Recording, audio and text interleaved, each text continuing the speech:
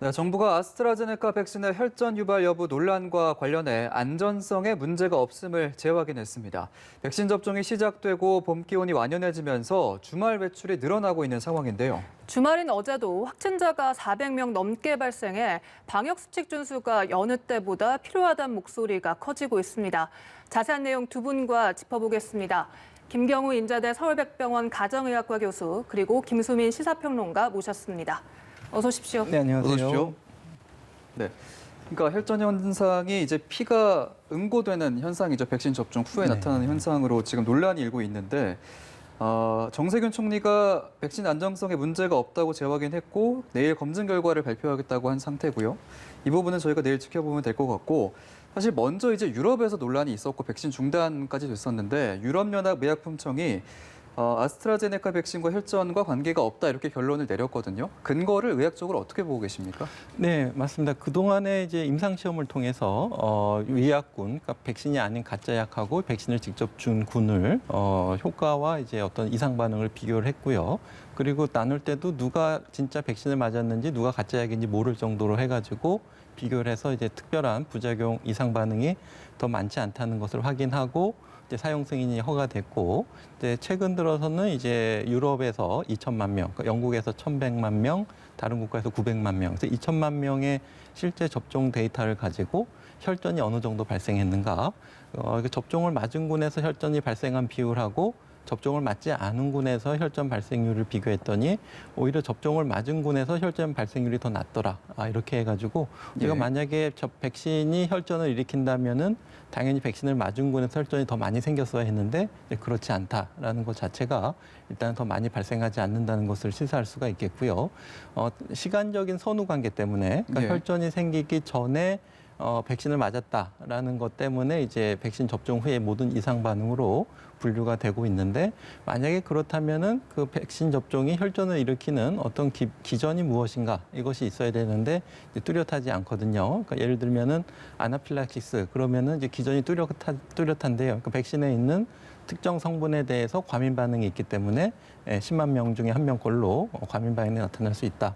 이러한 설명할 수 있는 기전이 있어야 되는데 백신 접종과 혈전 간의 어떤 두 가지의 상관관계는 설명할 수 있는 기전도 지금 없기 때문에 일단 현재는 관계가 없다. 이렇게 보셔도 좋을 것 같습니다. 예. 네. 그리고 내일 그 발표하는 정부에서 발표하는 그 검증 결과는 자세하게 어떤 내용이 나오는 건가요? 아마 그동안 유럽의약품청에서 발표한 과학적인 근거를 우리 국내 전문가들이 한 번 더 검토하실 것 같고요.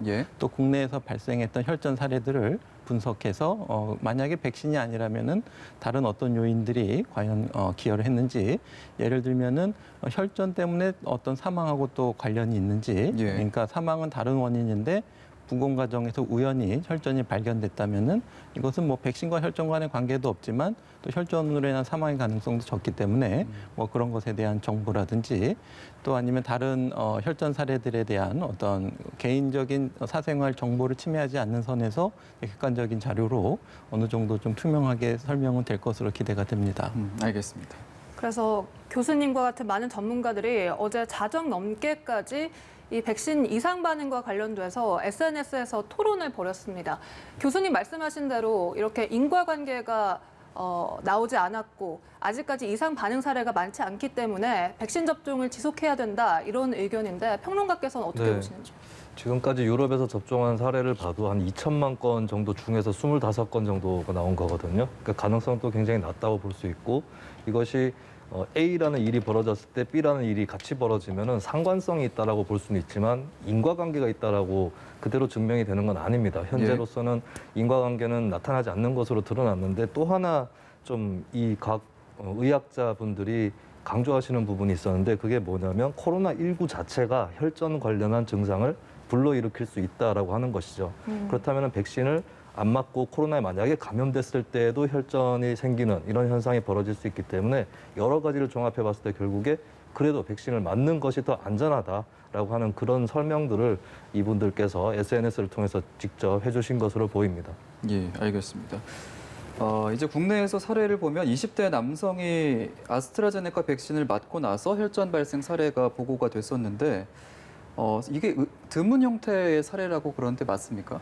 네, 그렇습니다. 혈전 중에서도 이제 뇌정맥동 혈전증 이렇게 돼가지고요. 예. 이제 유럽에서 혈전증하고 관련은 없지만은 뇌정맥동 혈전증 같은 경우에는 2천만 건 중에서 18분이 뇌정맥동 혈전증이 발견됐고 대부분 55세 이상에서 여성에게서 보고가 됐는데 이것의 발생에 대해서는 좀 주의 깊게 좀 모니터링이 필요하다 이런 언급이 있었기 때문에 우리나라 국내 사례에서도 20대 분에 대해서 뇌정맥동 혈전증이 발견됐는데 이것에 대한 추가적인 정보가 나오지 않기 때문에 우리 좀 더 좀 추정하기는 좀 어렵겠지만은 이러한 혈전증은 다양한 원인으로 생기실 수가 있습니다. 그러니까 백신 접종하고 인과관계 없이도 외상이라든지 약물이라든지 어떤 감염증이라든지 종양이라든지 뭐 선천적인 응고장애 문제라든지 이런 것 때문에 다른 요인으로도 많이 생길 수가 있기 때문에 이분이 어떤 백신을 맞고 나서 생겼다고 해서 인과관계가 있는 것은 아닌데 만약에 이분의 뇌정맥동 혈전증을 설명할 수 있는 다른 원인이 있다면 아마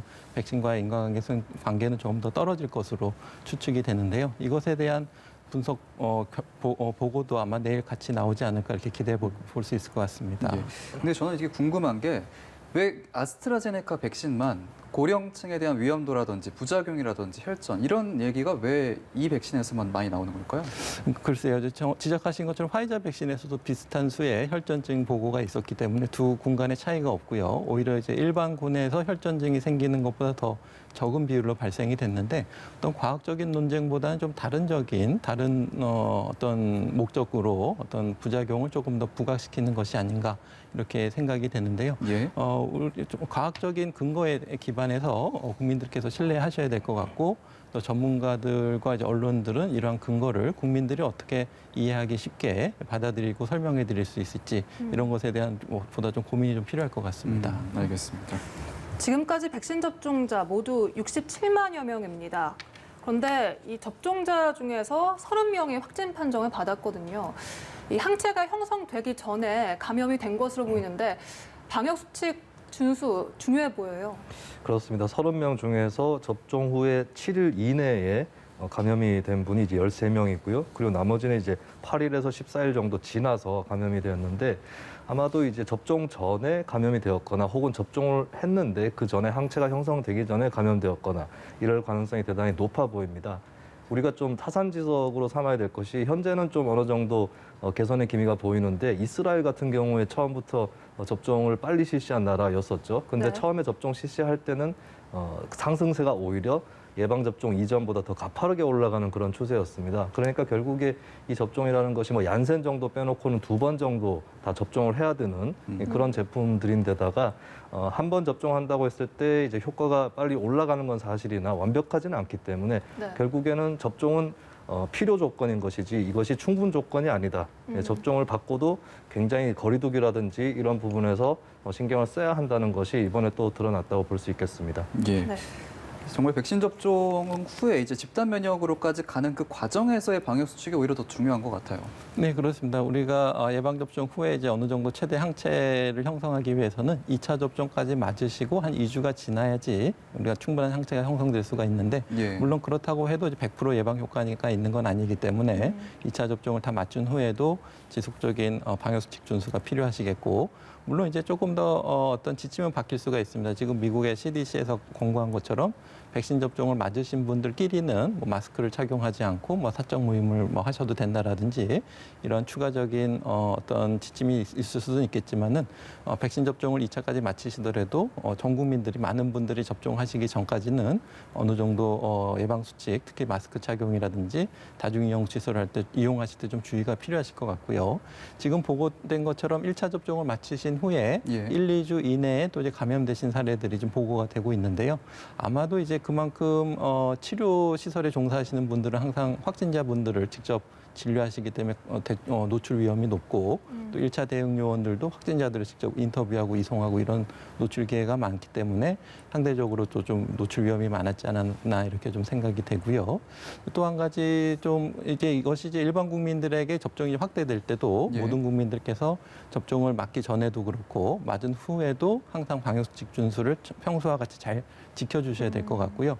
이제 한 가지 고민은 만약에 이제 접종을 하시고 나서 열이 나고 근육통이 있을 때 대부분은 이제 정상적인 면역 반응이시겠지만 예. 간혹 이제 진짜 코로나19 감염증으로 인해서 발열이 나시는 분도 있을 수 있다라는 것을 또 시사할 수가 있기 때문에 방역 수칙을 잘 준수해 주셔야 되고 만약에 이제 이상 증상이 생겼을 때 이것을 어떻게 구별할 수 있을 것인가 이것에 대해서 조금 더 고민이 필요할 것 같고 일단은 흔한 발열과 근육통 이외에도 코로나19의 특이 증상 기침이나 목이 아프다든지 미각이나 후각에 저하가 있다든지 이러한 호흡곤란이 있다든지 이런 증상이 있으시면은 코로나19 검사를 비롯해서 다른 질환이 있는지 진료를 받는 것이 필요할 수가 있기 때문에 예방 접종을 맞고 나서의 어떤 이상 반응 관리, 예방 이런 것에 대해서도 조금 정책적인 고민이 좀 필요할 것 같습니다. 예, 이 두 분께서 방역 수칙 잘 지켜주셔야 한다는 점을 짚어주셨는데 이제 봄철이거든요. 이동량도 많아질 텐데 그만큼 정부의 방역 관리도 좀 강화를 할 필요가 있지 않나 싶은데요. 좀 어떻습니까?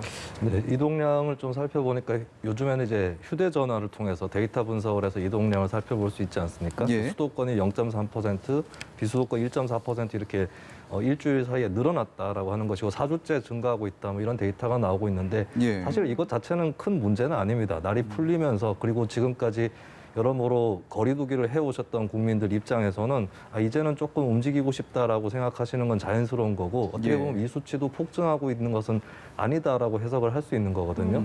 그러면 이제 뭐 계속 집에 계시라 이런 메시지만 계속 반복할 것은 아닌 것 같고 다만 이제 이동을 하실 때의 어떤 밀집 밀폐된 이런 공간을 좀 피해 주십사 하는 것 정도 이 정도로 좀 정부에서 더 메시지가 좀 나갈 필요가 있겠다는 생각이 듭니다. 특히 이제 주말 같은 경우는 굉장히 수만 명의 인파가 몰리는 쇼핑몰이라든지 이런 곳에 좀 방역들이 문제가 되고 있는데 예. 어지간하면 조금 그쪽에는 몰리는 것을 국민들 스스로도 어느 정도는 피할 필요가 있겠고요. 그리고 이제 그럼에도 불구하고 몰릴 수도 있기 때문에 이런 쇼핑몰 측에서 특별하게 더 방역 수칙을 준비할 필요가 있겠다고 보여집니다. 그리고 쇼핑몰은 규모도 크고 사람도 많기 때문에 예. 어느 정도 방역 당국과의 공조라든지 이런 것들이 또 필수적으로 필요한 영역이 아닌가 그렇게 생각이 됩니다. 예. 네. 실제 정부가 목표로 하고 있는 수치가 신규 확진자 수 200명대거든요. 쉽지 않아 보이는데 어떻게 보십니까? 네, 아마 쉽지 않기 때문에 목표가 된 게 아닌가 싶어요. 지금까지 300~400명 계속해서 왔다 갔다 하는 그런 추세였었고, 네, 이것이 이제 현재로서의 어떤 베이스가 되어버렸다라고 하는 그런 측면이 있는 거거든요. 예. 예전에는 이제 3차 유행이 끝나면은 또 머지않아서 4차 유행이 올 것이다 이런 예측이 있었는데 현재로서는 3차 유행이 끝나고 4차가 온다기보다는 네. 200~300명 정도가 기본이 돼서 그대로 가는 그런 추세이기 때문에 정부에서도 더 애를 써서 200명 선으로 줄이겠다 이렇게 또 표현을 하는 것 같습니다. 근데 현재 이제 가질 수 있는 대책이라는 것은 사실은 4인 이하의 그 사적 모임 금지랄까 이런 것들만으로도 굉장히 어느 정도 효과를 봤던 거거든요. 근데 이제 현재 날도 풀리고 또 오랜 기간의 거리두기 이런 것들로 지쳐 있는 그런 상황이기 때문에 거리두기 단계 자체를 확진자가 폭증하게 하지 않는 이상은 갑자기 상향을 하기는 어려울 것 같고요. 현재 수준을 계속 유지하면서 주로 구체적으로 어떤 시설에서 좀 위험이 증가하고 있고 또 감염자가 많이 나오고 있는지 이런 것들을 좀 선별적으로 체크해서 또 경우에 따라서는 선별적으로 상향하는 예. 이런 대책들을 좀 준비해 볼 필요가 있을 것 같습니다. 네. 교수님, 그러면 이렇게 방역에 고삐를 잘 수 있는 대책들 좀 어떤 것들이 있을까요? 네, 그렇습니다. 기존에 이제 단계를 올리게 되면 고위험 다중 이용 시설의 영업을 제한하고 집합 금지 명령을 통해서 사람들 간의 접촉을 아예 이제 차단한 사회적 거리두기를 강화하는 방법을 지금까지 해왔지만은 예. 최근에 방역 기조는 이렇게 생업을 지장을 주지 않는 특히 뭐 유흥 시설이라고 하더라도 또 실내 체육 시설이라고 하더라도 또 뭐 사우나, 목욕탕, 또 찜질방 이런 곳이라도 지금 영업 제한을 하지 않고 해제하고 또 시간 제한도 이제 완화하고 이런 식으로 많이 완화되는 추세로 가고 있기 때문에 그 대신에 이제 책임과 자율에 기반한 방역을 계속 강조하고 있는 추세이기 때문에 지금 그럼에도 불구하고 확진자 수가 빠르게 증가하지 않는 것은 국민들께서 잘 참여하고 계시지 않나 이렇게 생각이 되고요. 물론은 조금씩 계속 증가 추세에는 있는 것으로 보이고 있습니다. 그래서 만약에 여기서 조금 더 우리가 확진자 수를 줄이고자 한다면 사회적 예. 거리두기를 주기를 단계를 더 올리기는 어려울 것 같고 그렇다면 우리가 보다 좀 적극적으로 확진자를 빨리 조기에 인지해서 N차 전파의 연결고리를 좀 조기에 차단하고 또 그것이 지역사회에서 퍼져나갈 수 있는 다중이용시설에 대한 방역수칙 준수를 보다 강화해서 증상이 의심되시는 분들은 보다 적극적으로 검사받게 하시고 또 접촉하신 분들은 무증상이라고 하더라도 좀 노출이 위험이 높으신 분들은 빨리 선제적으로 검사를 많이 해서 그분들이 추가적인 전파를 일으키지 않도록 이렇게 하는 검사를 더 강화하는 이런 방법을 아마 간다면은 조금 더 확진자 수를 감소세로 이어나갈 수 있을 것 같은데요. 지금 다중이용시설들, 실내 체육시설, 목욕탕, 사우나 이런 데는 예. 계속 운영이 되고 있기 때문에 사실은 열려 있으면 국민들이 이용하시게 되고 대부분 잘 지키고 계시지만은 거기서 감염이 생길 수밖에 없거든요. 그래서 지금 운영이 되고 있는 다중이용시설의 방역수칙 준수를 얼만큼 또 우리가 철저하게 점검하고 잘 지키실 수 있도록 지원해드리고 좋은 방법들을 만들어낼 수 있는 것 있을까 이런 것들이 확진자 수를 좀 추가적으로 줄일 수 있는 방법이 될 수 있을 것 같습니다. 예.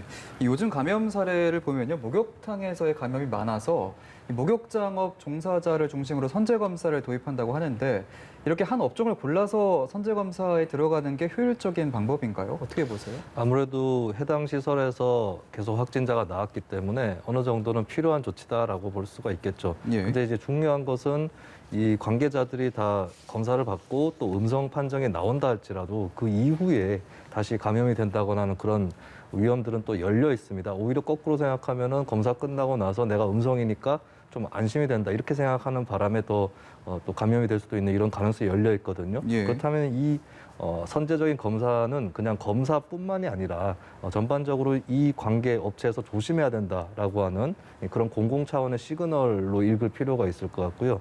사실은 이제 검사도 검사지만 이후에 이 영업 과정에서 여러 수칙들을 지키는 것이 더 중요해 보입니다. 이번에 뭐 경남 진주 같은 사례는 이제 예를 들면 목욕장업의 월 정기권 이런 것들이 이제 활성화되면서 좀 주민들이 많이 몰려서 생긴 일인데 예. 안타깝지만 당분간은 좀 정기권이라든지 이런 사용들을 자제하는 그런 영업 방침들이 좀 필요한 것이겠고요. 그리고 관계자들도 뭐 예를 들어서 세신사분들은 활동 중에 마스크를 착용을 하고 이제 대화를 삼가한다거나 또 이제 목욕 외에 여러 가지 안에서 벌어지는 그런 활동 때는 다 마스크를 쓴다거나 이런 수칙들을 지키는 것이 더더욱 중요하다라는 말씀을 좀 드리고 싶습니다. 예. 네. 최근 서울시의 외국인 대상 진단검사 의무화 조치를 두고 일부에서 인권 침해 논란이 있으면서 시가 즉각 철회를 했습니다. 수용자 입장에서 좀 수용성 높은 조치가 있어야 되지 않냐 이런 지적이 나오거든요. 어떻게 보십니까? 네, 그렇습니다. 그동안 이제 외국인 근로자분들 같은 경우에는 좀 많은 분들이 좀 설득 근무하지 않는 저임금에 또 거주 환경도 열악하고 또 근무 환경도 좀 쉽지 않은 그런 곳에 이제 많은 외국인 근로자분들이 단체로 기숙사 생활하시면서 이제 근무를 하셨기 때문에 그쪽에서 이제 어떤 집단 감염이 생기게 되면 이제 많은 분들이 감염이 되실 수 있고 특히 이제 한국어에 좀 접근이 어려우신 분들은 이 방역에 대한 정보 접근성이 떨어지기 때문에 예. 어떤 증상에 대해서 어디 가서 검사받고 또 행여 또 미등록 외국인 등록 신분이시면은 그 검사 받아서 양성 판정을 받으면 혹시 불이익이 있지 않을까 이런 것 때문에 굉장히 검사가 어려웠기 때문에 이런 분들을 지원해드린 차원에서는 외국인 분들에 대한 적극적인 검사에 대한 지원이라든지 배려, 홍보 이런 것들은 필요한데 반대로 이제 외국인 분들에게 의무적인 검사 행정명령 이렇게 되면 오히려 약간 좀 차별적인 강제로 하는 것 같은 차별적인 내용이 담길 수가 있기 때문에 그 부분에서 우리가 적극적으로 검사받을 수 있도록 도와드리고 장벽을 없애주는 이런 행정조치는 필요하지만 차별성을 줄 수 있는 듯한 외국인 하면은 우리가 감염의 원인인가 이렇게 착각할 수 있는 그런 차별성을 줄 수 있기 때문에 감염병 관리에서는 특히 이제 차별과 낙인에 대해서는 특별히 좀 주의가 필요할 것 같고요. 뭐 무료로 검사해 해드린다든지 예. 접근성이 편하게 필요하면은 많이 계신데 임시선별소를 지원해드린다든지 이런 지원책 방향으로 좀 적극적인 검사를 할 수 있는 방향으로 나가야 될 것 같습니다.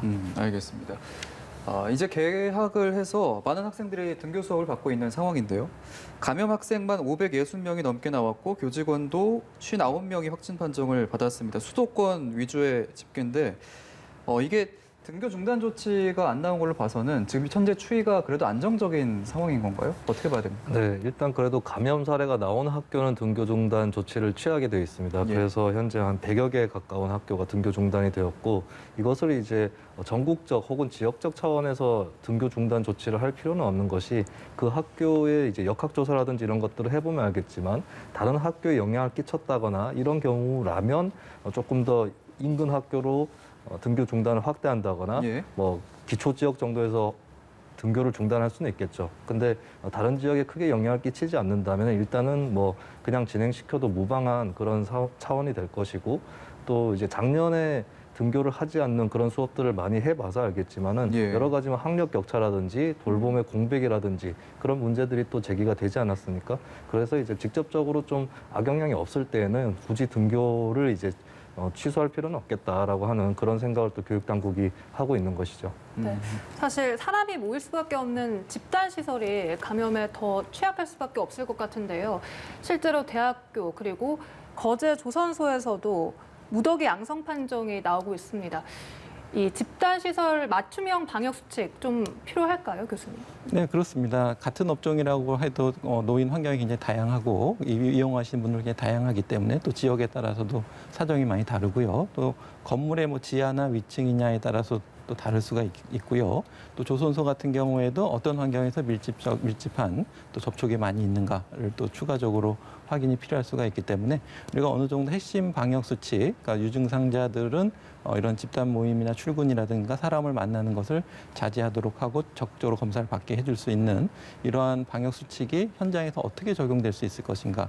조선소로 출근해야 되는데 그날 아침에 뭐 증상이 있다. 이런 분들에 대해서는 어떻게 하라는 좀 구체적인 지침을 조금 만들어 드린다든지 또 혹시라도 무증상 감염자가 계신다고 하더라도 이러한 혼잡도를 줄이고 또 사람들 간의 식사 이용 시간을 좀 교대로 한다든가 출퇴근 시간을 유연하게 한다든지 현장에 맞는 다양한 방역 수칙을 현장에서 만들고 필요하면 지자체와 협의하고 해서 해당 공동체 분들의 지혜를 모아서 좀 너무 이제 과학적이지 않은 방역 수칙은 조금 더 좀 수정하고 전문가 자문을 들어봐야 되겠지만은 예. 공동체에서 좀 자체적으로 실현할 수 있는 추가적인 방역 수칙을 적극적으로 좀 도입하고 또 이제 QR 코드 같은 경우에도 이제 의무화하지만은 또 뭐 연세가 많으시거나 휴대폰을 안 가지고 목욕탕 가시는 분도 계실 수가 있기 때문에 그런 네. 분들은 이제 어떻게 이용자 등록을 방문 등록을 기록할 것인가 이런 것에 대한 현장의 세부적인 고민들도 방역 수칙에 좀 포함이 돼야 될 것 같습니다. 예, 알겠습니다. 두 분 말씀 오늘 여기까지 듣겠습니다. 고맙습니다. 네, 감사합니다.